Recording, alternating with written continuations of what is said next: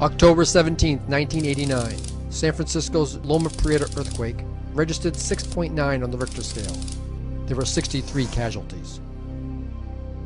February 27, 2010, the Chilean earthquake registered 8.8, killing over 700 people. January 12, 2010, an earthquake struck Haiti, registering 7.0, about the same size as the Loma Prieta. Yet, almost 250,000 people lost their lives. The question is, why?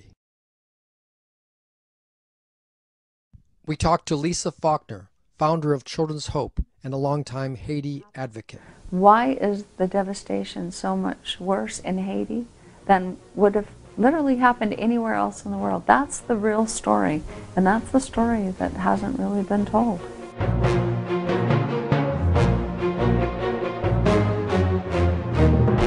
Pierre Labossiere is the founder of the Haiti Action Committee and one of the leading Haitian activists in the U.S. Now, when you hear people talk about Haiti, the poorest country in the Western Hemisphere, and they stop it right there, right? You read the press, you hear it all the time. Then you wonder, then they don't tell you exactly, what's going on behind it. So in our minds, we say, wow. We see so many examples where they say black people can't govern themselves, blacks are inferior, blacks can't make it. So you tend to deduce from there that, well, country of blacks, what do you expect? They couldn't govern themselves. Most folks like to think about Haiti as this poor, impoverished, backward people.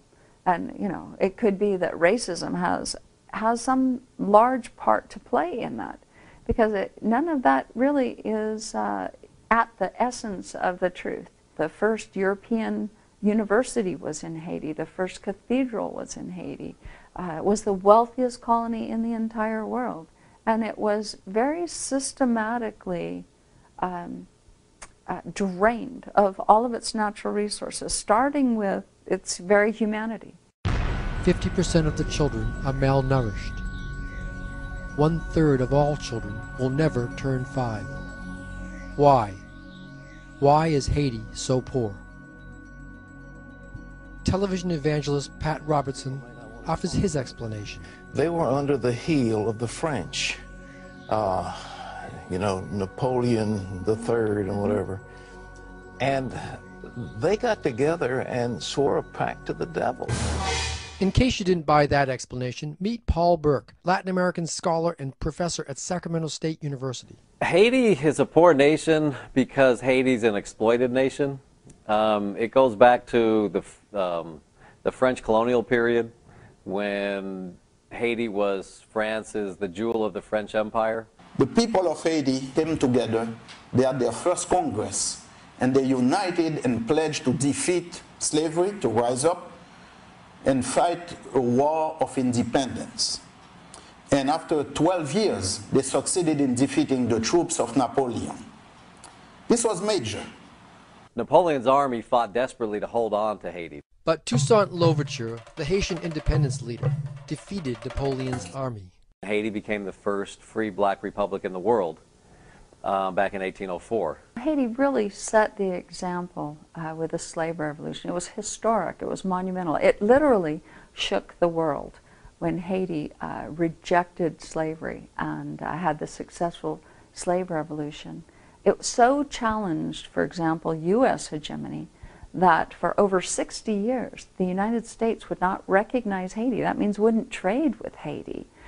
France refused to trade with Haiti. The other thing that Haiti did that not enough people know about is that after Haiti won its own independence, the first thing it did was to support Simon Bolivar and the independence movements all over Latin America, and those probably would not have succeeded without Haitian support.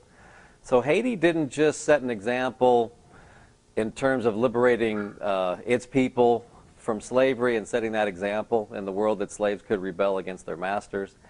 Haiti set an example for all folks who were oppressed, who faced colonialism. And for that reason, the powers that be in the world made Haiti pay, and they made Haiti pay dearly. Haiti became the place to be defeated. Haiti committed the greatest sin at that time. It called on enslaved people from wherever in the world they were to come to Haiti, and Haiti, they would receive political asylum, and they would receive Haitian citizenship, and Haiti would go to war to defend their freedom. That was a big blow to the world economic system that existed at the time, not only in the Caribbean, but all over the Americas. It was slavery. And so for a nation of enslaved people to rise up like that, man, that's a powerful example. Just think of it. The way that the world responded was to isolate Haiti and to bully Haiti and to try to make Haiti pay for its crime of rising up against slavery and white supremacy. The U.S. and France were not the only countries. Spain threatened to invade Haiti, Germany, Holland. The U.S. and Great Britain and another of the Western industrial, significant powers, all pretty much ganged up on Haiti. Haiti was by itself, completely isolated, completely. It's nice to think romantically that, we probably would support the Haitian independence struggle because in many ways it was modeled after our own. But that's the opposite, because what people tend to forget is that during that period that the United States was run by mostly slave owners. People like Thomas Jefferson, George Washington, for all their courage, all their brilliance, they were also slave owners, and they were committed to the doctrine of white supremacy and committed to slavery. And Haiti's revolution threatened all that. So the U.S. was very hostile to Haiti, and in fact, the United States didn't even recognize Haiti as an independent country until Abraham Lincoln did it, more than a half century later, after the Civil War, during the Civil War. With these countries threatening constant invasion, Haiti didn't really have an opportunity to recoup, especially from the losses it was forced to pay. Probably the most important event happened in 1825 when France came back, kind of regrouped. Right, this is 20 years later. Haiti's been a free nation state. But France came back and threatened to reinvade Haiti, to reoccupy it, and to re-enslave the people. And they said, basically, either you pay us an extortion fee of what is now about $22 billion in today's money, or we're going to take you back. There were warships circling Haiti a year after year following the revolution. Haiti was weak enough that it really didn't want to go through another war. It had been a 13-year war. They lost, the large percentage of their population was killed during the war. So they decided to pay the fee. Haiti was forced to pay to France the equivalent of $21.7 billion in today's money. Forced to pay that money to France in reparations because the former slave owners had lost their property. What was their property? Our foremothers and fathers. They wanted all the profit from the slaves that they weren't able to sell. The slaves that had found their own freedom. A freedom that wasn't reality for American slaves, not for many years to come. In order for Haiti to pay the extortion fee to France, they had to shut down all their public schools. So when people talk about Haiti being underdeveloped, when they talk about the high illiteracy rates in Haiti, and they're very high. Illiteracy rates are somewhere around 70%, and that's because they haven't had public schools since 1825. Monies that should have gone into the building of Haiti, monies that should have gone into building schools, building irrigation ditches, providing things to build the society, building a healthcare system, went into paying France. So it really goes back to that period to understand why Haiti today is the poorest country in the Western Hemisphere. It took over a century for Haiti to be able to finally pay off the debt that was extracted, really blackmailed. Unfortunately, when we get closer to 2010, the story actually gets worse, not better. Because finally, in 1990, the Haitian people had a chance for the first time in their nation's history to elect their first free president in a free democratic election. They managed to get a priest that grew up in the poorer part of Haiti himself and really understood the people. They talked him into running. His name was Jean-Bertrand Aristide. He had earned a reputation for being a dedicated advocate for the poor. Despite the fact that there was many candidates, despite the fact that the United States had one in particular, Marc Bazin, who they wanted to win and gave a lot of funding to, Aristide won easily. He got, I think, 67% of the vote back in 1990. In the fall of 1991, George Bush Sr. and other nefarious forces overthrew Aristide along with the Haitian military and the Haitian elite, and they implemented a military coup. Aristide was forced from power. But in 2000, he ran for president again. And even though he had only served, total about 2 years out of his 5-year term, it was clear that the people were thrilled with what he had tried to do in that time, because when he ran for president in 2000, he got more than 90% of the vote. And international observers watched the election very carefully. The U.S. was looking for any excuse to delegitimize Aristide's re-election, but it was a free and fair election. He wasn't so popular with the power elite, not only in Haiti, but in the world community. So twice he was subject to military coups that overthrew both of these free elections, and now he's in exile. First, the Clinton administration went after him and started to create kind of an economic blockade of Haiti. And then when George Bush Jr. took over, then he continued it and intensified the campaign to destabilize the Aristide government. Haitians had it written in their constitution that only Haitian nationals could own property, and yet when the U.S. invaded Haiti and occupied Haiti, then that was done away with. So it opened the door, it opened every door and every window to the world really sucking the life out of Haiti. Eventually it led to the coup of February 29, 2004, which is a day of infamy in Haiti, but for the world, because once again, the will of the Haitian people was violated. And the democratic election of 2000 was overthrown when George Bush sent the Marines in to overthrow their president. You have a puppet government put in there by the U.S. According to the Haitian constitution, someone must have lived in Haiti for 5 years before you can become a prime minister. This guy left Haiti 18 years ago. He lives in Boca Raton, Florida. He was put on the plane and made prime minister by the U.S. And his name is Gérard Latortue. He was put in there to be prime minister. First thing he did, he told the French, "We are so sorry. Aristide is a crazy man. Haiti has no claim against France." So he retracted the whole thing in terms of, the repayment by France of the money they took from us. After all that the Haitian people have been through, now they're trying to grapple with the earthquake. The French Revolution, the American Revolution before the French Revolution, and the Haitian Revolution. The first two are very well known and talked about and celebrated in movies and what have you. But the Haitian Revolution is hardly talked about.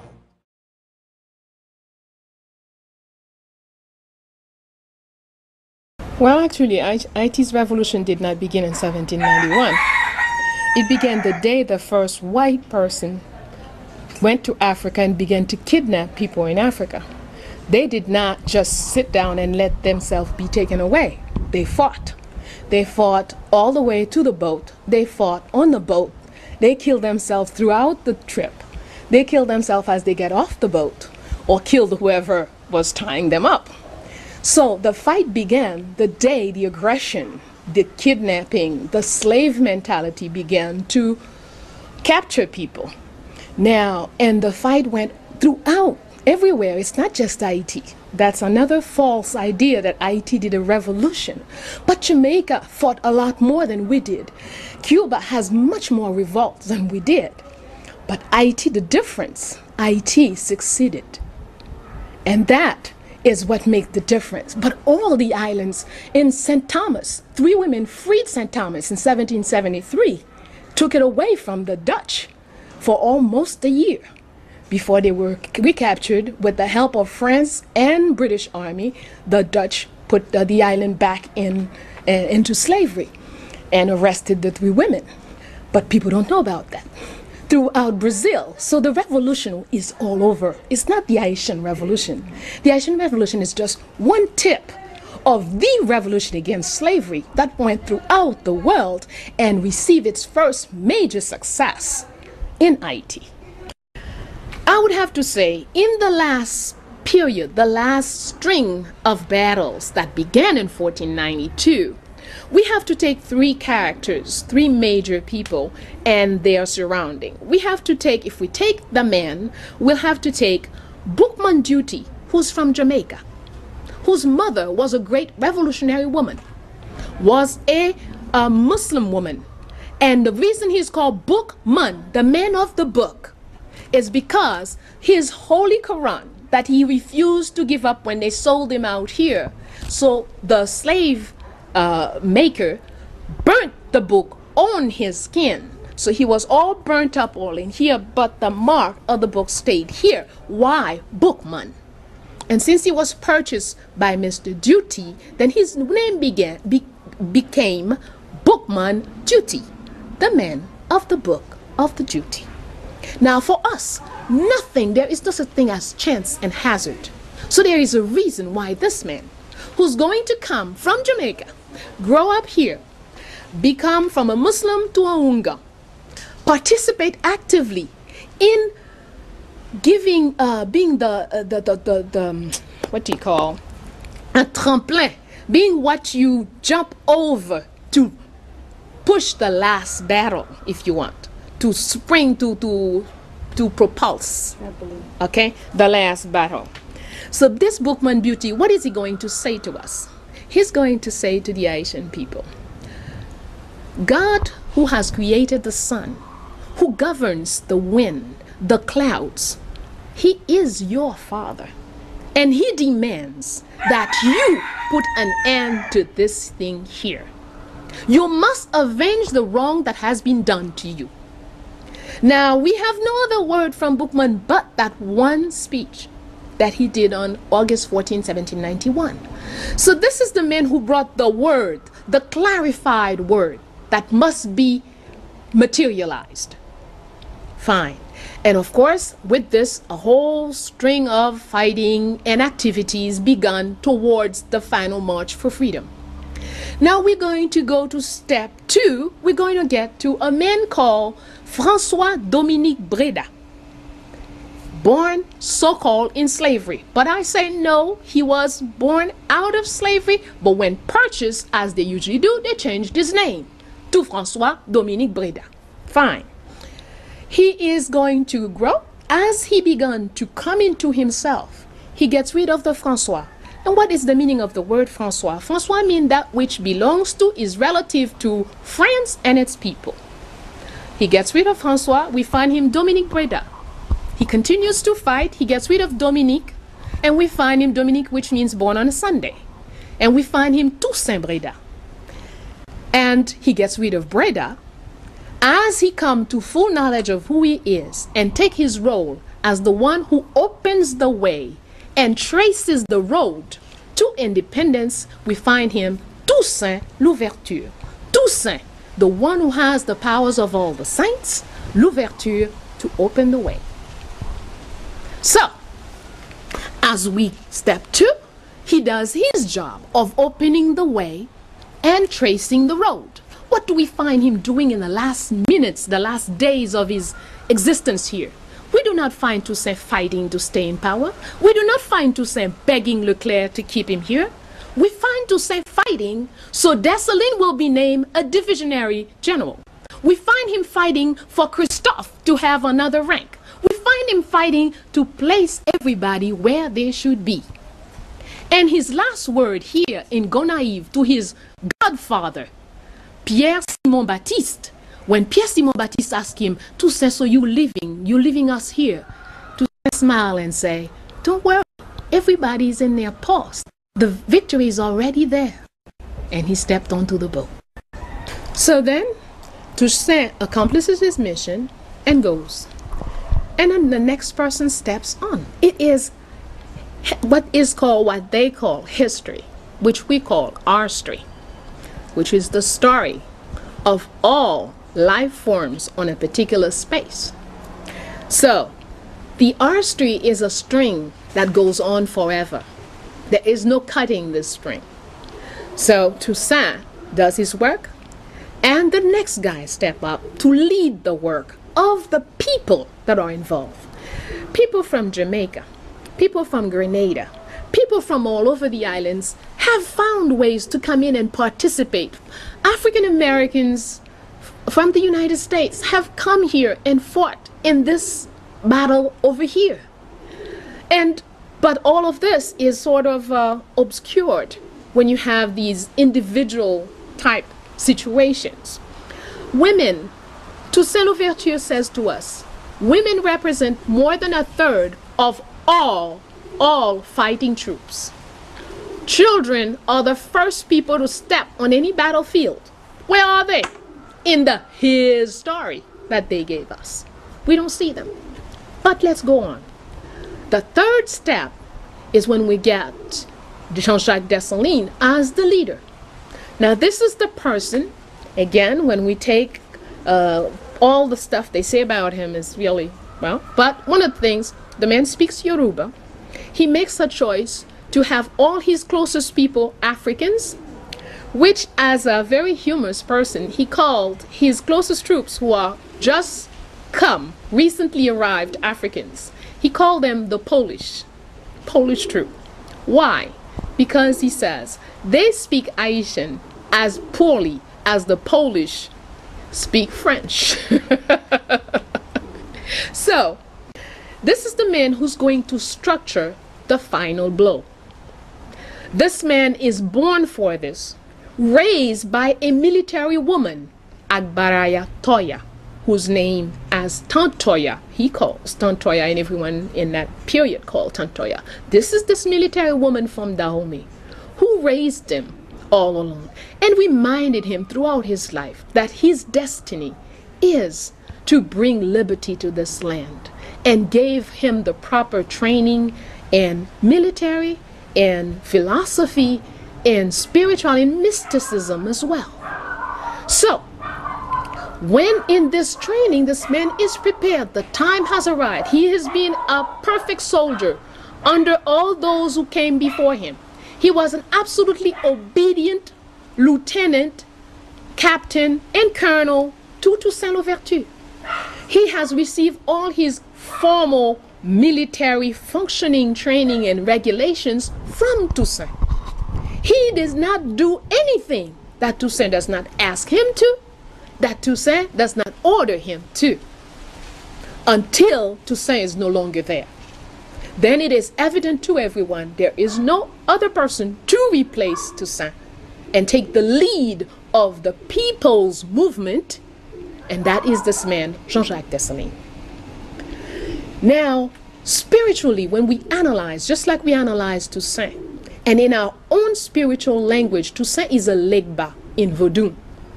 By his name, by his functioning, by his physical appearance, by his speaking all the languages that he spoke, by everything he did, he is a pure living Legba. And as we analyze Jean-Jacques Dessalines, he is an Ogun. Ogun is what? That is the principle that brings, once you've set up an objective, once the collectivity has established an objective, then Ogun bring this objective to quick materialization. That is his work. And this is the mission of this man, Jean-Jacques Dessalines. And that's what he does. He says, all right, so now we're not afraid to say the word independence. You guys are ready? He is going to use it one of the first time publicly on March 25th, 1802 in Créta-Kiewo, when he tells the people, even if you see me submit myself to French domination and authority 100 times, know that 100 times 100, I shall betray them. I promise you, I will give you independence. March 1802. He puts out his word, and his word is bond, and bond is life, and he shall give his life before his word shall fail.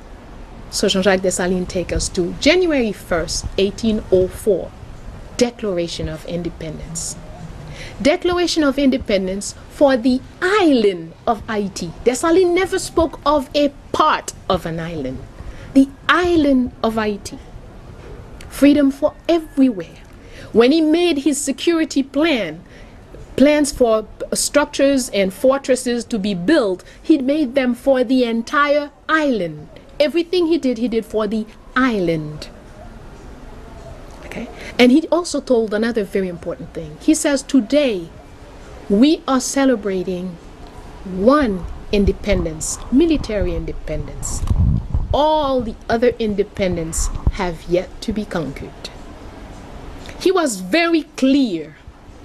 Ogu always speaks very frankly, differently from Legba. Legba speaks in very symbolic terms, and everyone can take them whichever way they are comfortable with them. But Ogun speaks in very direct terms. He's usually hated or loved.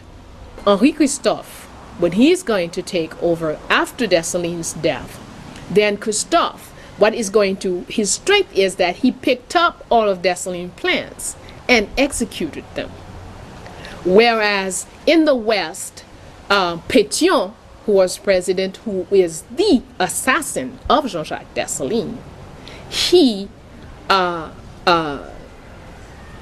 smashed everything that he had started, that Dessalines started. And this is the man who believed in the French, who is begging a slaver while president of this country, while talking about the Black Republic, is begging a Frenchman to recognize him as his son. Now, this is the confused person who brings us to the crossroad of where we are now, that led to where we are now.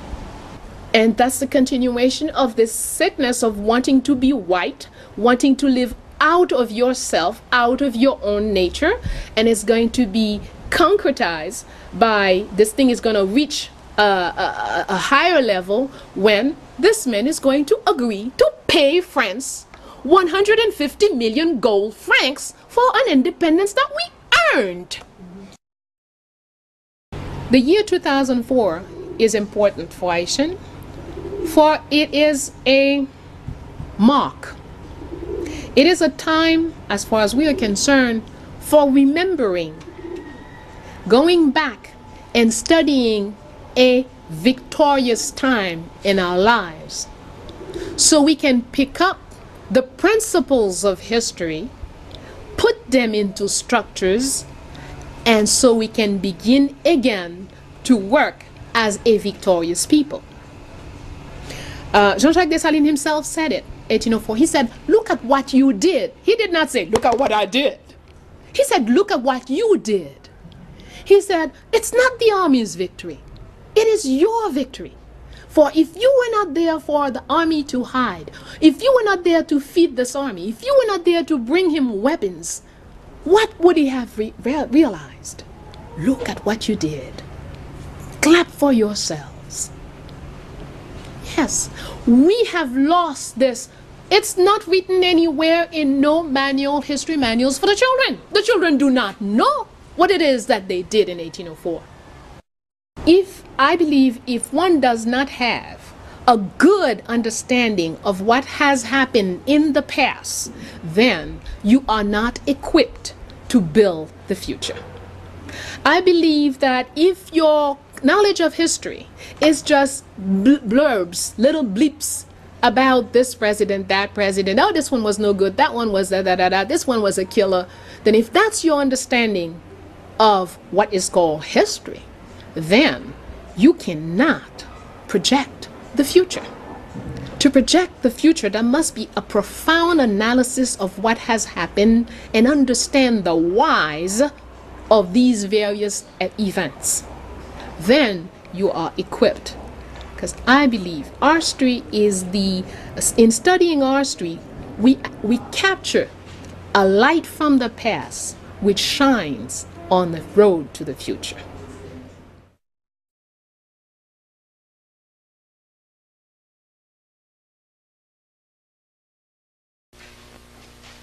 I come from a very small, insignificant country, trodden down, baffled by every so-called nation friend, sister nation, brother country, whatever it is they call themselves, baffled by so-called international community, baffled finally through education, or excuse me, through miseducation, through conditioning, baffled by ourselves, fooled and trampled by ourselves, because we have been trained to do this. But we must know what is this country. We must know what is the purpose. A nation is what? A nation is a group of families that come together. They have past experience together, common past experience, and they established a common objective. When you have past experience, which give you culture together, and you establish an objective to work towards, then you become a nation. And if we go back to the time where they were creating this country, Haiti, and please call it by its name, Haiti, not anything that you hear other people calling it. Thank you. This is a land that the founders sat down and decided would be the refuge for all black people throughout the world. It's not whatever little group is living on it. It's not the possession, the propriety of the little group that is there now. But their vision was, we're going to create this space here as a place where any black person running from any kind of oppressing havoc, oppressing chaos, they can come here. And instantly, any black person who set foot on this land becomes automatically free and a citizen. They went further. They said, anyone freeing slavery who comes to Haiti will be free. But if you're black, you are free and a citizen. But more than this, if we take a little look at the Constitution of this country, the first Constitution, the only valid Constitution, Constitution of 1805, states clearly this land is the land for all black folks. States clearly any black person landing here becomes automatically free and a citizen. States clearly no white man has the right to buy property here or walk as master on this land. Clearly.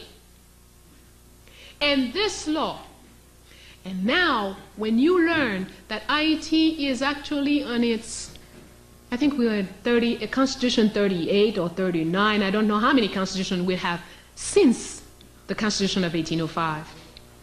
If you understand, and of course in most books, you will not find a copy of the Constitution of 1805. They will begin with the Constitution of 1807. Even though they will have the Constitution of 1801, which is before Haiti's independence. But most people can never find a copy of 1805. But if you understand the mission of this country, then you also understand why this Constitution cannot be this readily available.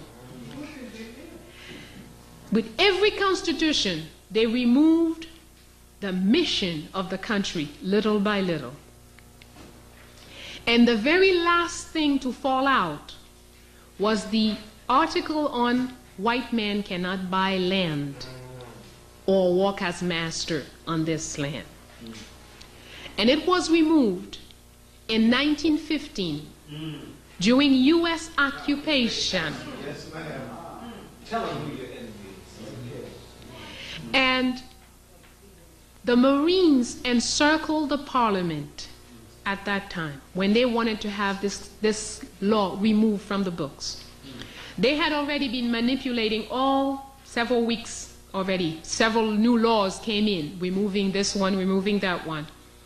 But when they got to this law about white men, even this parliament, which agreed with almost anything the U.S. asked. The U.S. asked to turn left, everybody turned left. Turn right, everybody turned right.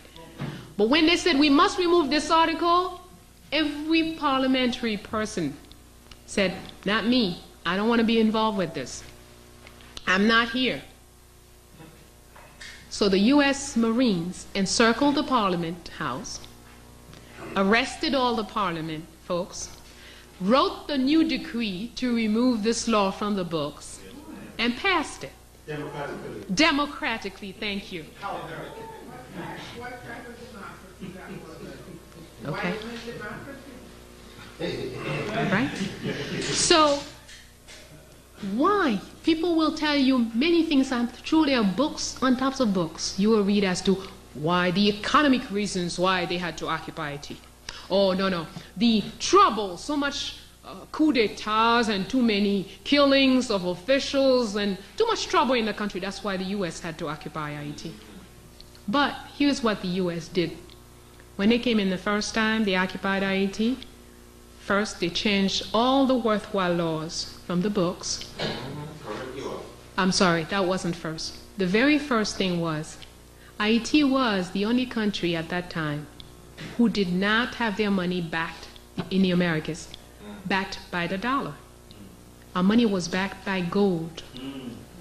Our entire reserve, gold reserve, was taken away for safekeeping, we were told, and brought to Fort Knox. It has yet to return home. This was 1915.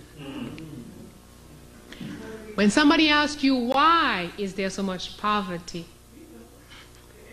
When some white person says, oh, I want to go help the poor people in Haiti, so I'm going to bring a little bread and a little water for them. Ask them, why don't you just ask your government to give them back their gold? Right. Yes. So, we're looking at a country that has set a model for black countries. The only country who had a constitution which was in accord with what the purpose of the people. We cannot have black people enslaved or colonized, and then when we're free we say, oh, our colonizers are our best friends.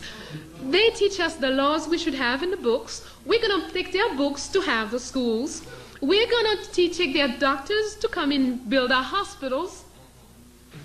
Why the hell then why don't you just stay in slavery or stay in colonization? We have an example, Nigeria. Very important country. 110 million people strong. Powerful land, variety in climate.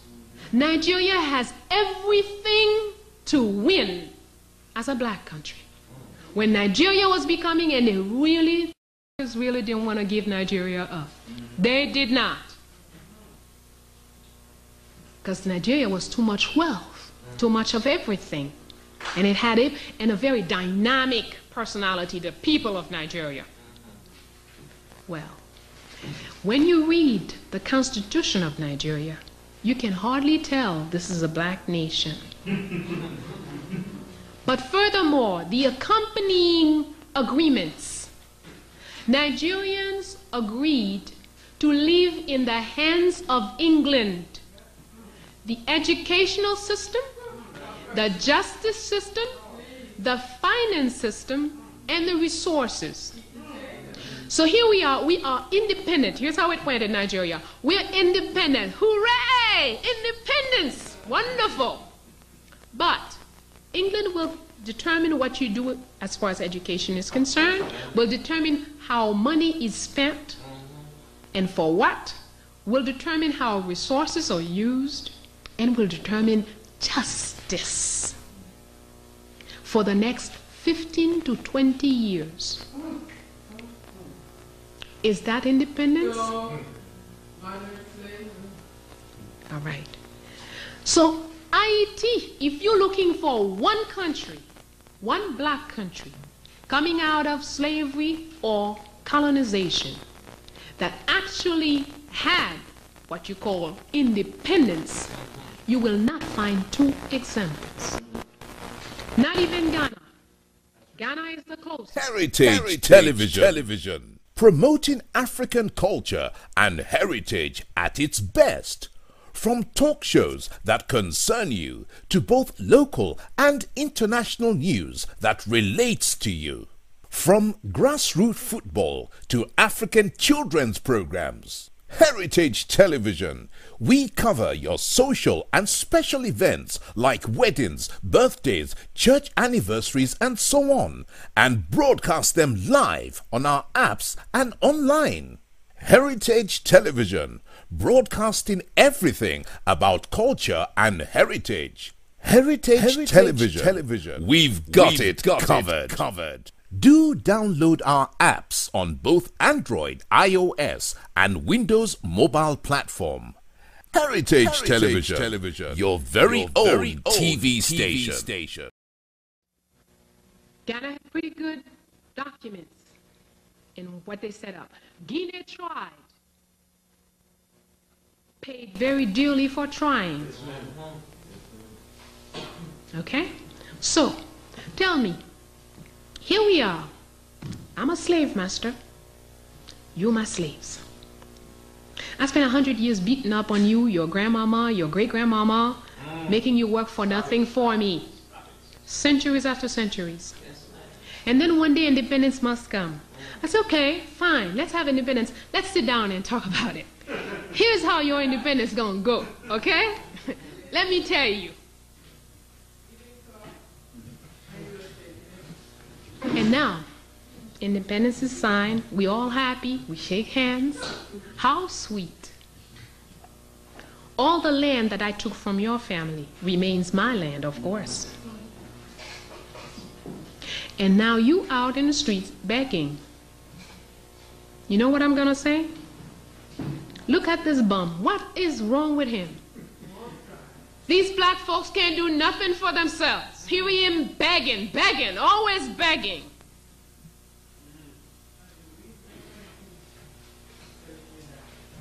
And we are so stupid. We won't even say, yeah, I'm begging because you stole my land. I'm begging because you killed my mother. I'm begging because you slaughtered my grandmother.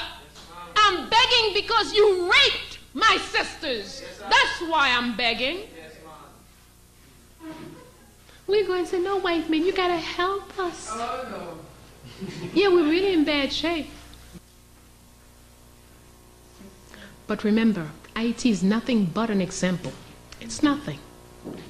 Whatever we say about IET, we could say it about Zaire, we could say it about Nigeria, we could say it about Togo, we could say it about Ghana, we could say it about Guinea, we could say it all over wherever our people are. And that's why we must make it our business. If we say we're serious about growing.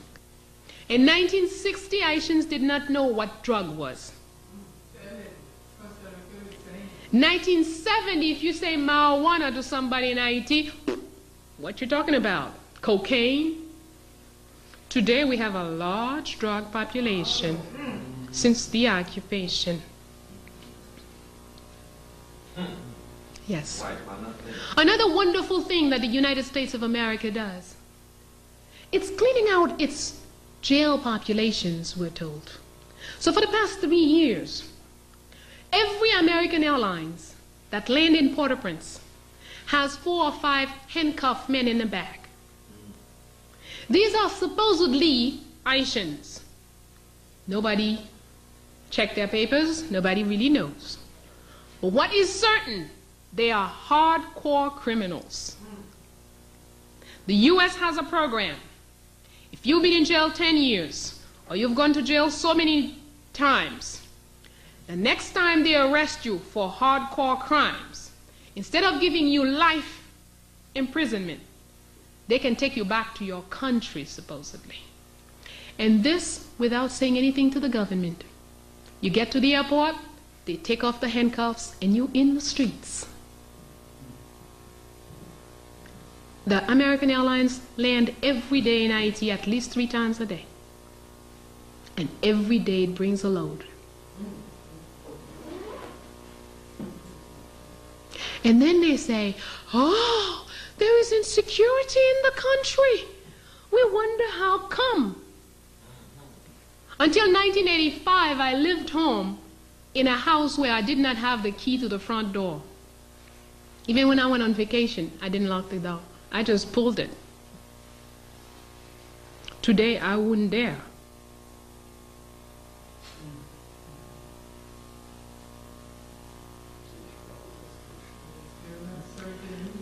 But to solve all of this, first element, we must know what's happening. Because if you don't know, you cannot resolve a problem that you have not identified. Number 2, you must get yourself together. Don't look at Zaid and say, well, here's what's wrong with Zaid. Forget it. Baina has to look at Baina. Look at what's wrong with Baina and decide how to cure and clean Baina. Zaid has to take a good look at Zaid, clean up Zaid, and cure Zaid. And when Baina is clean, Zaid is clean, Baina and Zaid can have a program together. Thank you.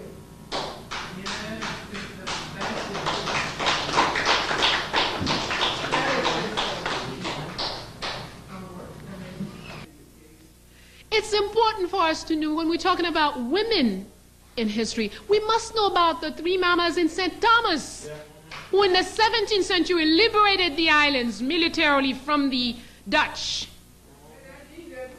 And the island stayed free for more than 9 years. They run the island before British, Dutch, and German put together to put these women down. We must know these things. We must know women liberation didn't start in 1960 when we started burning bras. Makeda in Ethiopia, in Saba, she was a woman ruler who came after 3,000 years of uninterrupted rule by women. In her country, they could not imagine that a man could rule a country because they felt, first of all, they hadn't seen it. They've always known a woman ruling the country. And second, they felt with the natural talents of women for details, men did not have what it takes to run a country. That's why it was the business of woman. Yes, it's very, logical that the way they view these things. Now, so we have, if we take Dahomey with a female army and a male army. The male army is in the business of protecting the king and the nation and making expansion. The male army's job was the day-to-day policing of the population and fighting defense. Each had their own role. But in all of our societies, all over Africa, there has never been this concept that women can't, and women don't, or women are less than. No. We are different. We have to know our own forces. Why 2 armies? Very simple. Women don't have their strength, same places, or in the same way as men. Men will be stronger, easily develop strength from the upper body. Women, their strength is more easily developed from the lower body.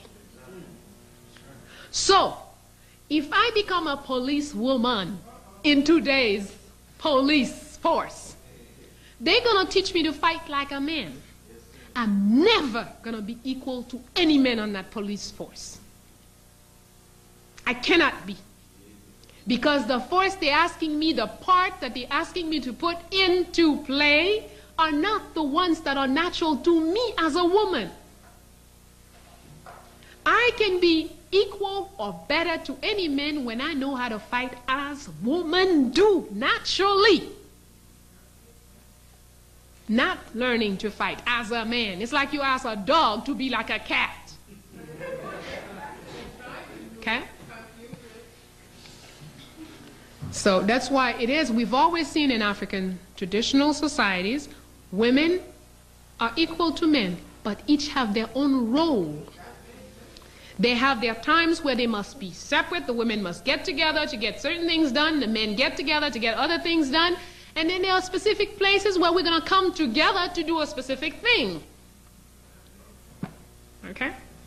But it doesn't mean separate. But the white men usually say, you see? Yeah, women one side, men the other. Oh, that's racism. No, they have another word for it. Sexism. Thank you.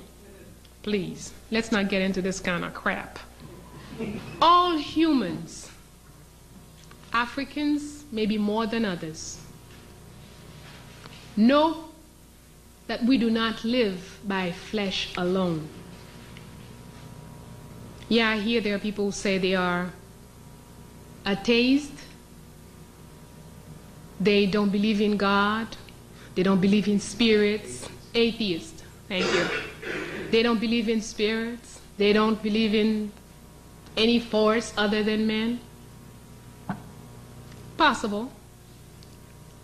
But what I know is all Africans, all, from every corner of the continent, all of the people with high melanin content, they all believe in what we don't see, in non-matter existence. When we're looking at life, taking life as if we were, I don't know, leaves being blown in the wind, you don't put any objective, you don't set no objectives. You just sit there and complain. Here's something else we're very good at. We can complain for days. And when you say to somebody, what's the solution? Okay, let's try. Nothing's going to work. But you know, they keep doing this. They're doing this to us. No, don't complain. I don't believe in complaining. Look at the truth for what it is. Face up to it. Oshun teaches us. Love, you know what love is? Are you sitting well? Because I know you all been looking at all this television and this movie and reading all these fine romance novels. Love is knowing your weaknesses, your strength. The weaknesses and strength of your partners, the weaknesses and strength of your enemies. That is love according to Oshun. That is equilibrium. Again, learning from the peasants. One peasant asked me, did you pee this morning when you got up? And I thought, what kind of question is this? Boy, see, this man didn't go to school.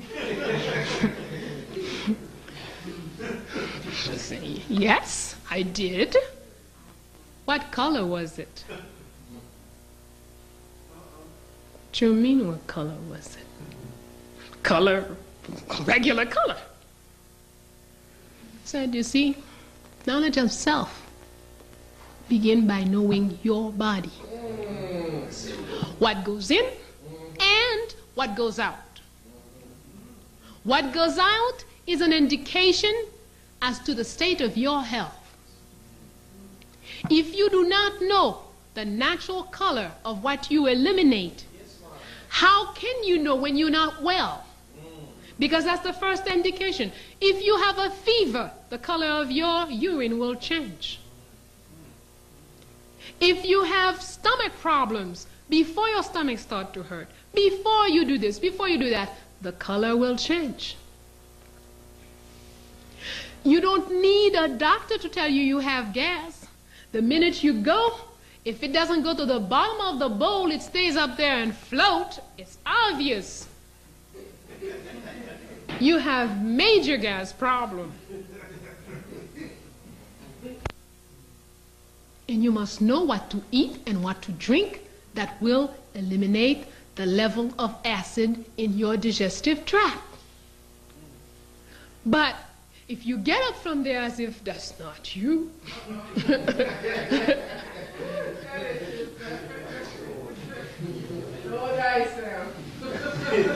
yes,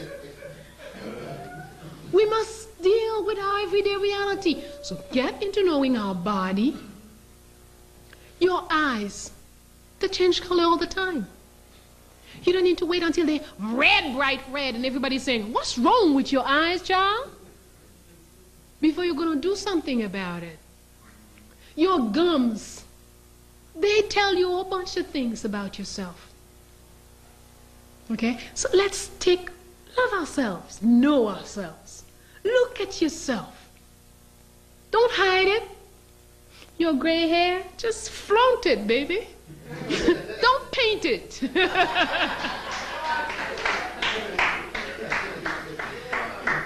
These are facts of life. Accept yourself. Okay? As I said, often people, at home, it's the in thing. Nobody has gray hair. I'm one of those weird things from outer space.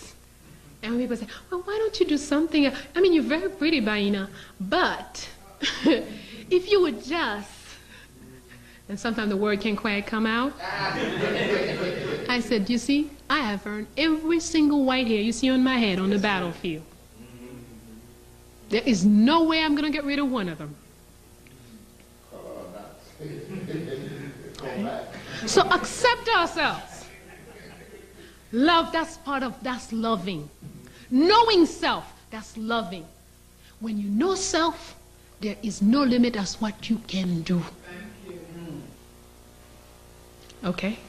So please, brothers, sisters, go in yourself. I'm sure all of you here have heard enough conferences. You've read enough books. You've seen a lot of things. What you don't have is you have not taken all of this in, kneaded down with your own experience. When it comes out of your mouth, it should not be a quote. Don't go out there and say, oh, Baina Bello said, please. That's not honoring me. I'll be very happy if I hear you say that what comes out of your mouth is not a quote, but a conviction out of your heart through your mouth. An excellent example is Cuba. And that's what most of us don't know how to do. Most of us go into a either or. Well, I'm against the white man. I don't want anything. I'm going to walk bare feet because the white man made the shoes. I'm going to walk naked because the white man made the clothes. I'm going to sit on the floor because the white man made the chairs. Okay. If you want, that's all right. But there's another way. You could learn from the chair he has made and make your own chair that fits your big behind. You can make your own whatever using the technique. The principle is forever. It's universal. It belongs to nobody. This white man that you're busy giving him credit for everything, he went all around and stole from all of us. Most often he's bringing back things he took from you. He brings it back to you and you say, whoo, he's a genius. No. Yeah. You're not gonna, don't say, I'm not going to do, I'm not going. No, go. Learn. Study. But don't spit it out like a parakeet. No. Take it in. Knead it down. Make a dough with your own experience, with your own reality. And then when you're going to speak about it, you're going to bring out your conviction, your vision, your point of view. According to Dr. So-and-so, please. I know they condition us in the schools because they don't want us to say nothing and say, well, where did you get that information? And they condition you that continuously you got a name. Dr. So-and-so say, Dr. So-and-so say. Dr. So-and-so say a lot of stupid things. Even very brilliant so-and-sos say a lot of stupid things.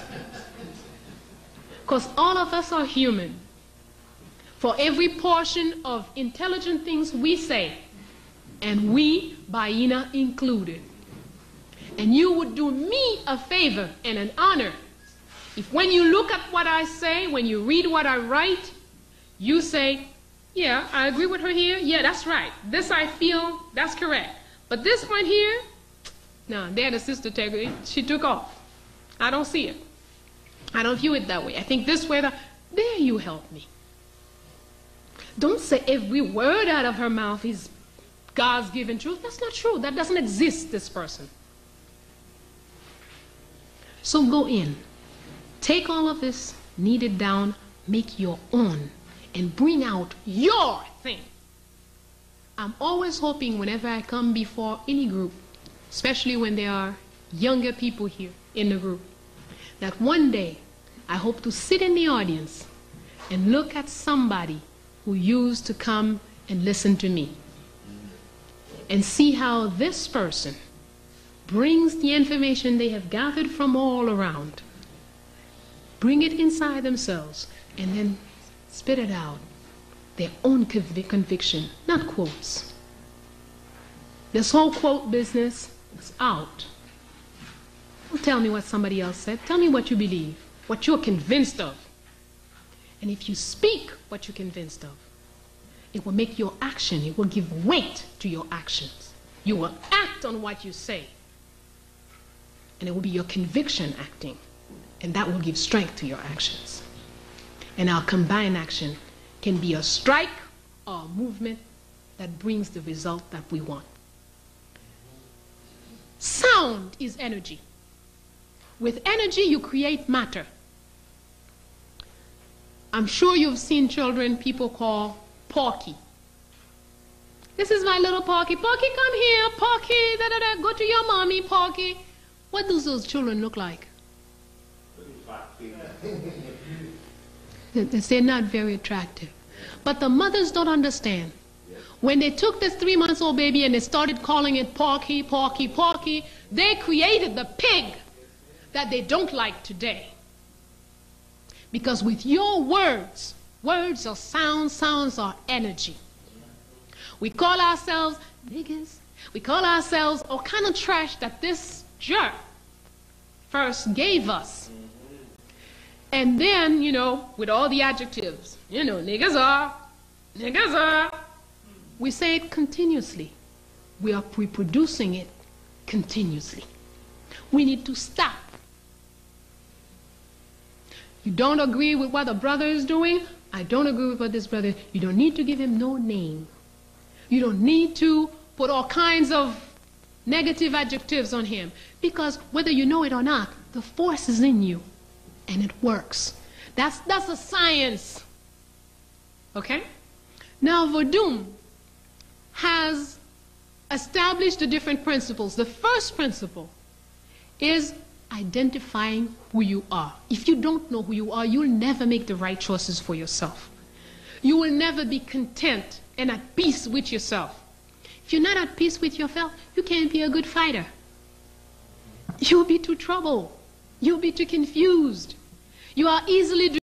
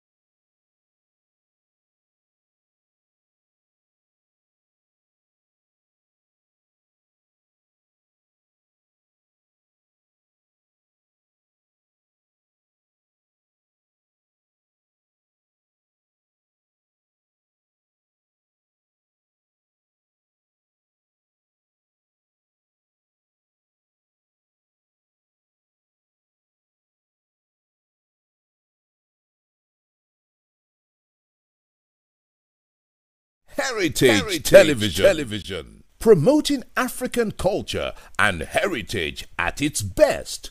From talk shows that concern you to both local and international news that relates to you. From grassroots football to African children's programs. Heritage Television.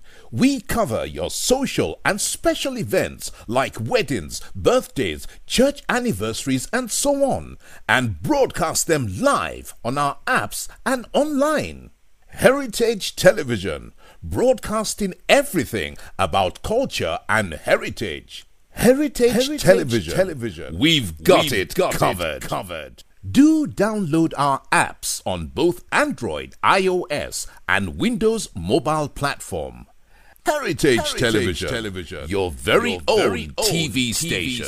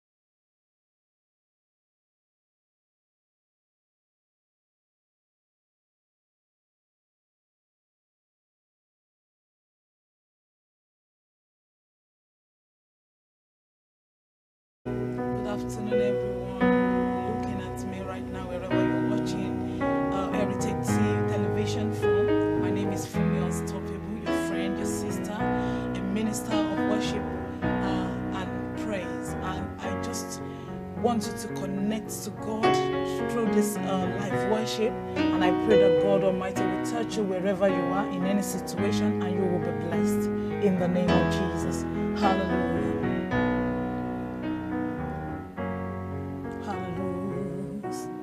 Father, we say you were holy. Holy, holy, holy, holy, holy. Holy are you, Lord. Holy,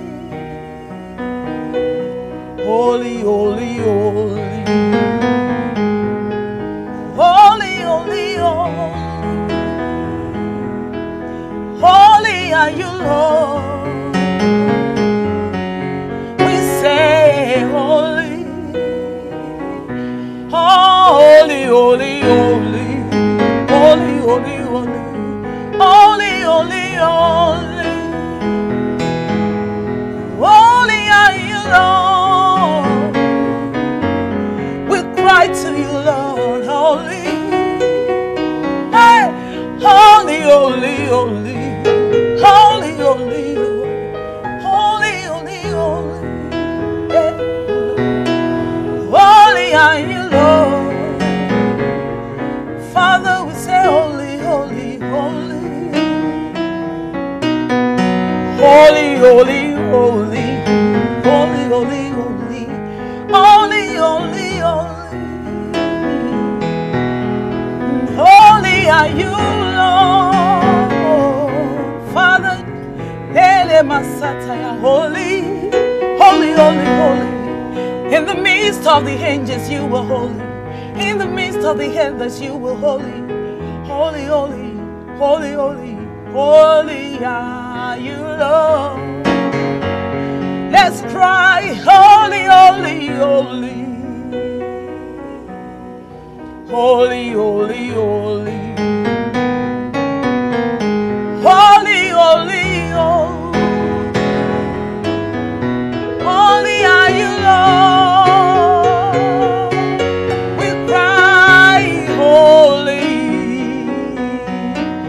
Holy, holy, holy. Holy, holy, holy. Holy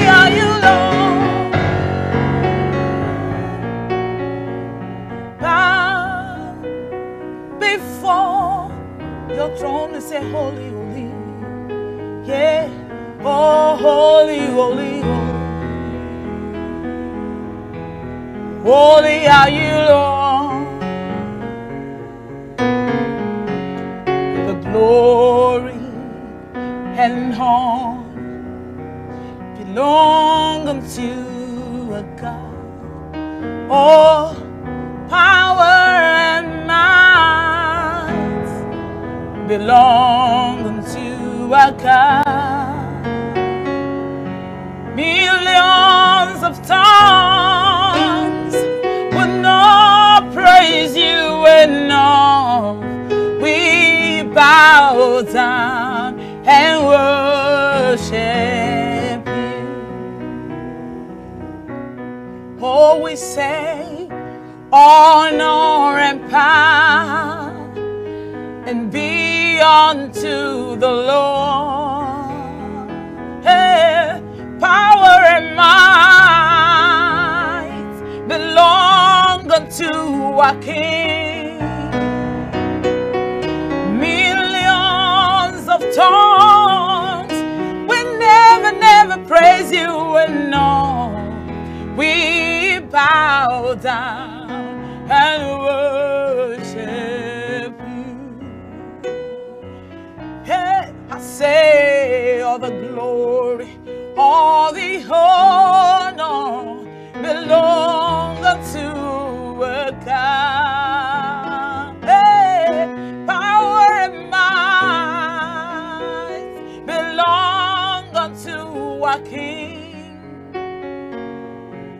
Millions of tongues will never be enough. We bow down and worship you. We say thousands of tongues will not praise you enough. We bow down and worship you. Hallelujah. We say millions of tongues will not praise you enough. I bow down and worship you. I bow down and worship Yahweh.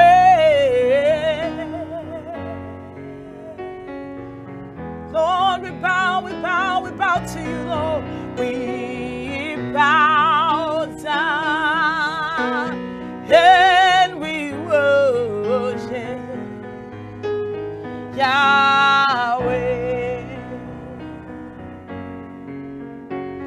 We bow, we bow, we bow, we bow. I bow down and worship Yahweh. I bow to God the Father, I bow to God the Son and the Holy Spirit. I bow down and I worship you. Father, you are Yahweh. Yahweh, Yahweh, Yahweh, Yahweh, Yahweh, Yahweh. I bow, I bow, I bow, I bow, Yahweh, Yahweh. Oh Lord, we bow to say you are Yahweh.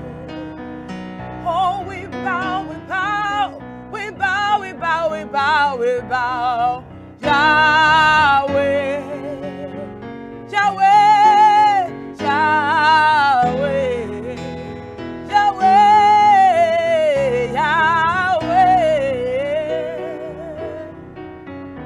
Oh Lord, I bow, I bow, I bow, I bow, I bow to you, Yahweh, to the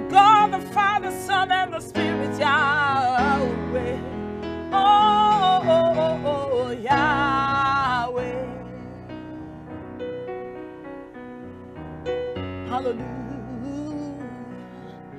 Hey, what you say you will do, that is what you will do.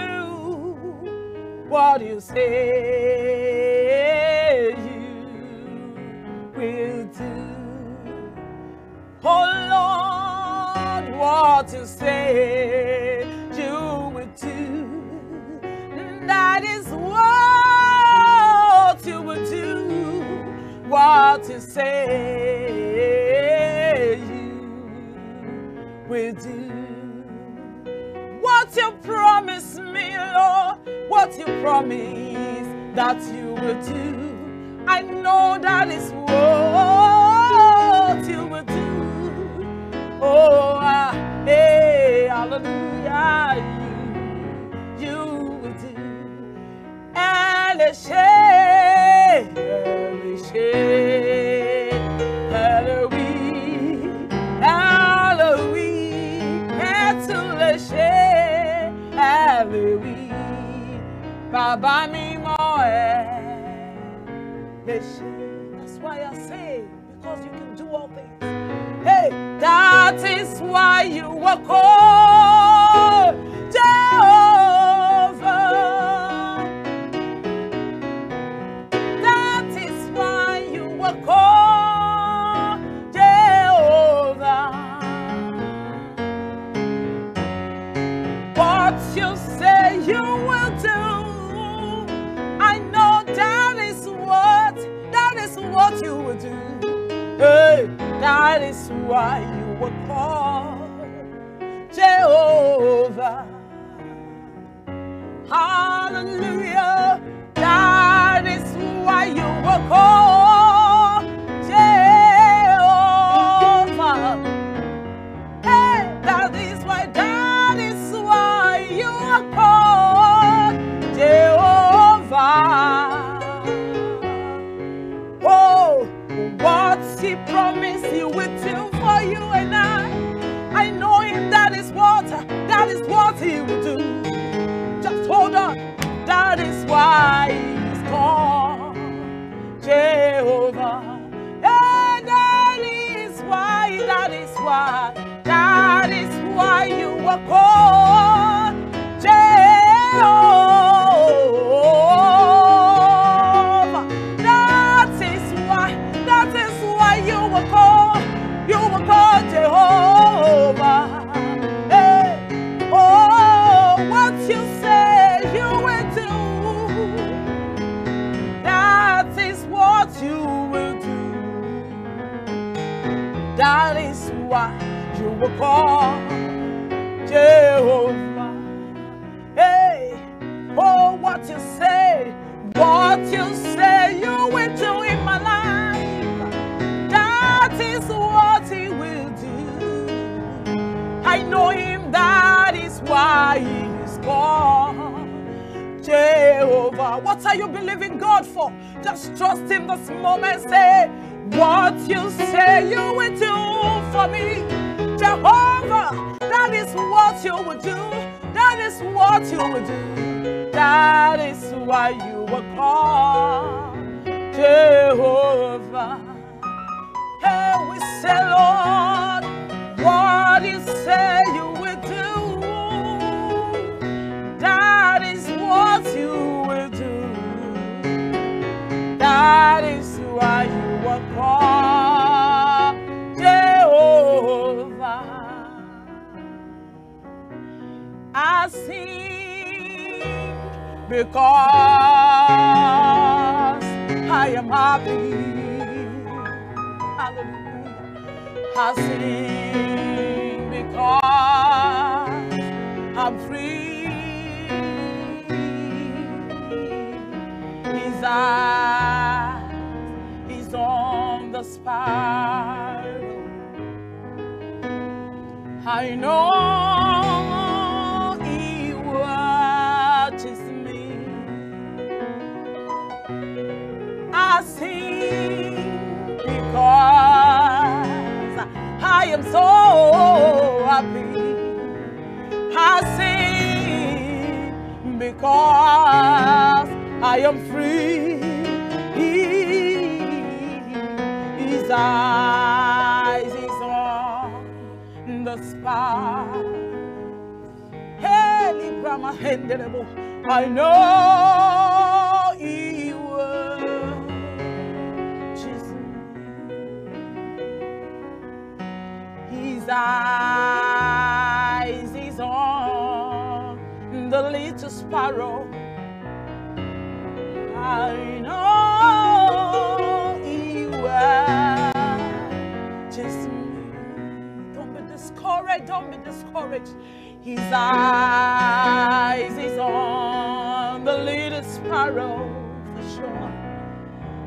I know He will choose me.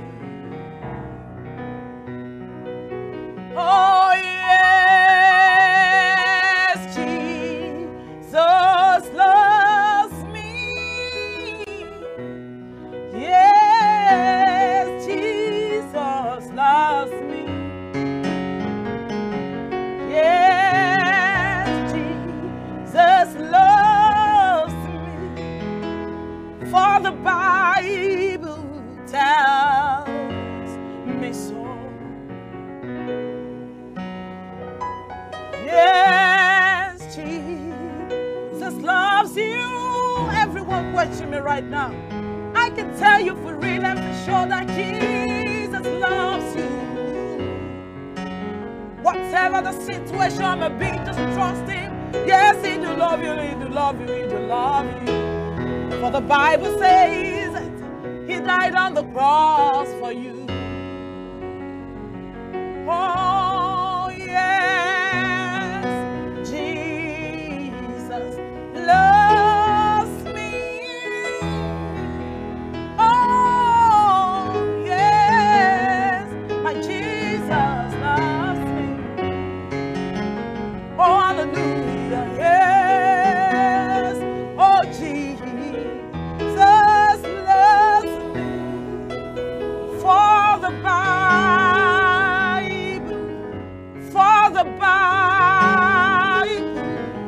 yes, my Bible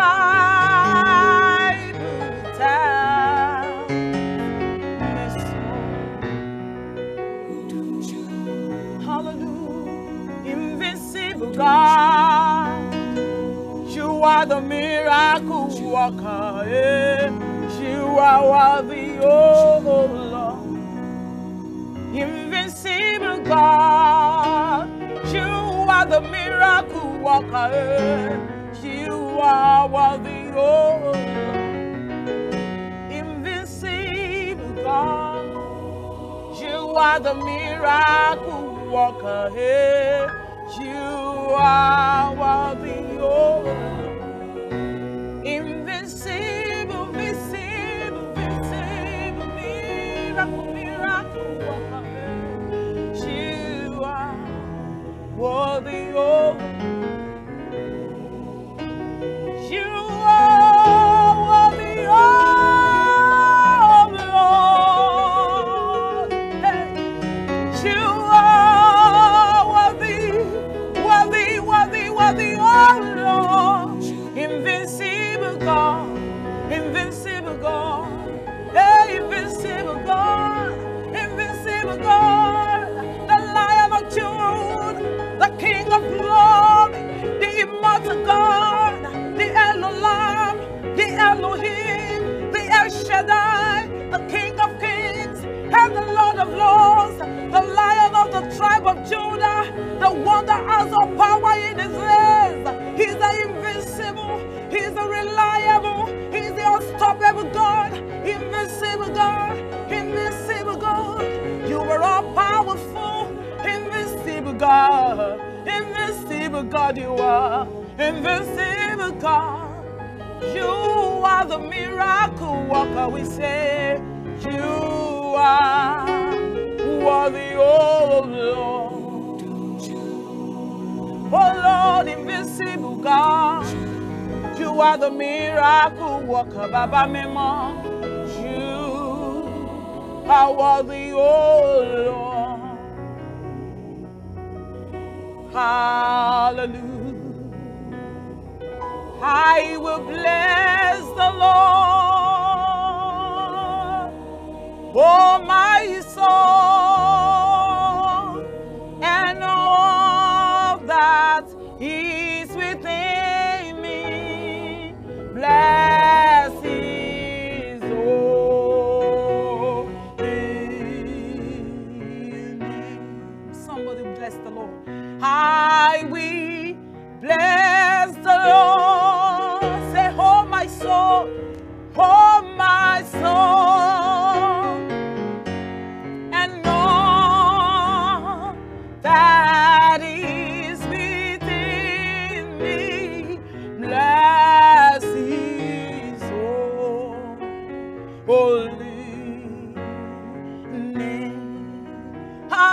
I will bless the Lord, oh my soul, and all that is within me. Bless His holy name.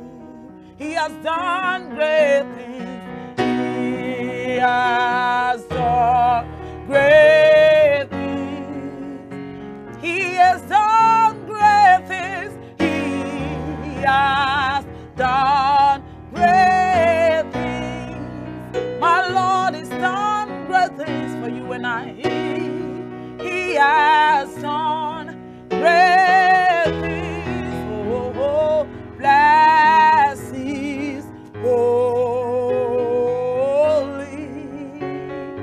name. He has done great things. He has done great things. He has done great things. He has done great things. He has done great things. He has done great things. Oh, bless His holy name. Somebody bless His holy name. Let us bless His holy name. Father, we worship and bless your holy name. We bless your holy name.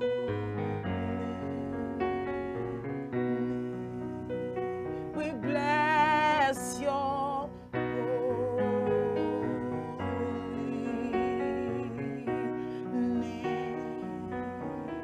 I don't want you to stop wherever you're watching from. I want you to keep worshiping God and bless His holy name. All that is within me, all that is within me, bless the holy name of the Lord. Oh, bless His holy name. Oh, bless His holy name. We bless your holy name. We bless your holy name. We bless your holy name. Oh, we bless.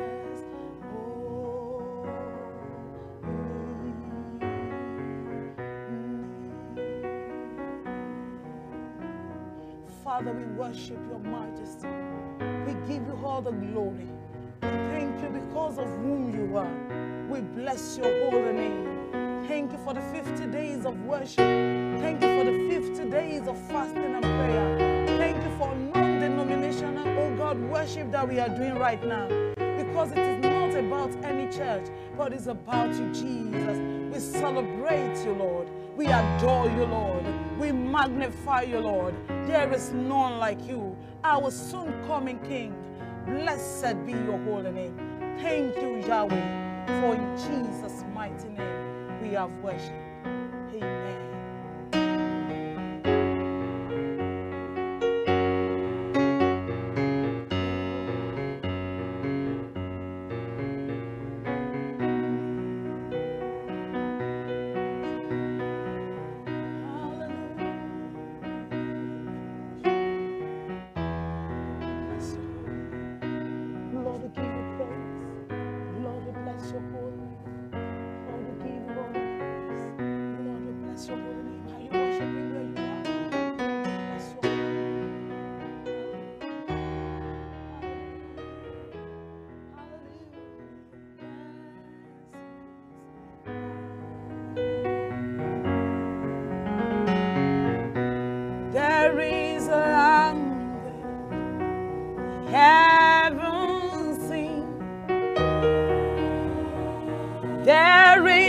chorus, the angels shout.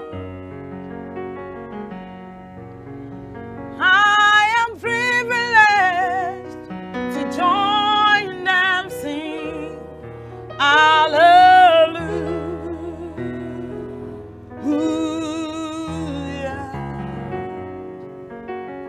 hallelujah.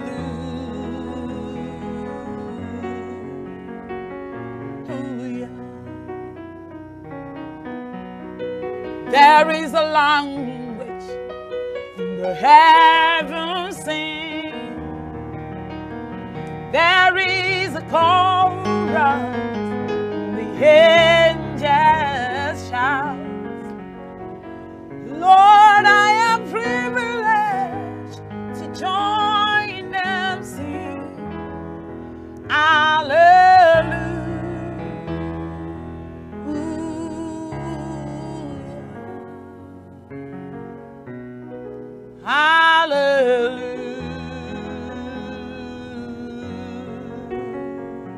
Hallelujah, hallelujah, hallelujah,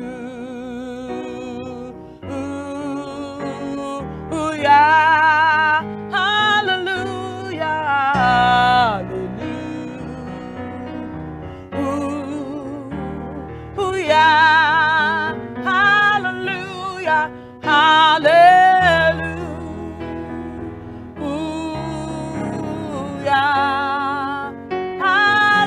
hallelujah, hallelujah,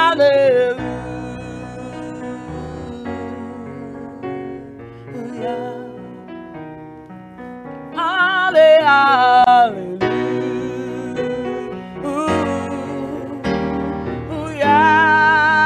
hallelujah. Oh, hallelujah. We join the angels, sing hallelujah, hallelujah,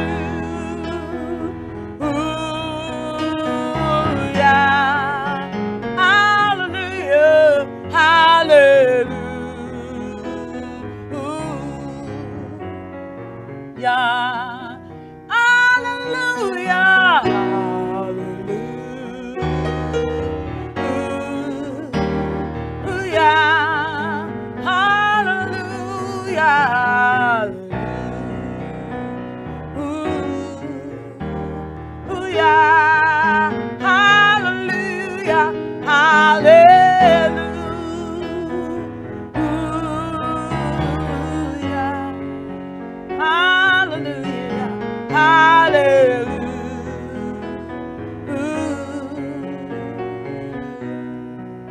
Oh, we say we are not moved by what we see. Hallelujah. We are not moved by what we hear. Hallelujah. We are not moved by what we feel. Hallelujah. We are not moved by what we know. Hallelujah. Yes, we are moved by the Son of God. Hallelujah. We are moved by the Holy Spirit. Hallelujah. Oh, we are moved by Jesus Christ. Hallelujah. We are moved by the Holy Spirit. Hallelujah. Hallelujah. Amen. Hallelujah. Amen. Hallelujah. Amen. Amen. Amen. Hallelujah. Amen. Hallelujah. Amen.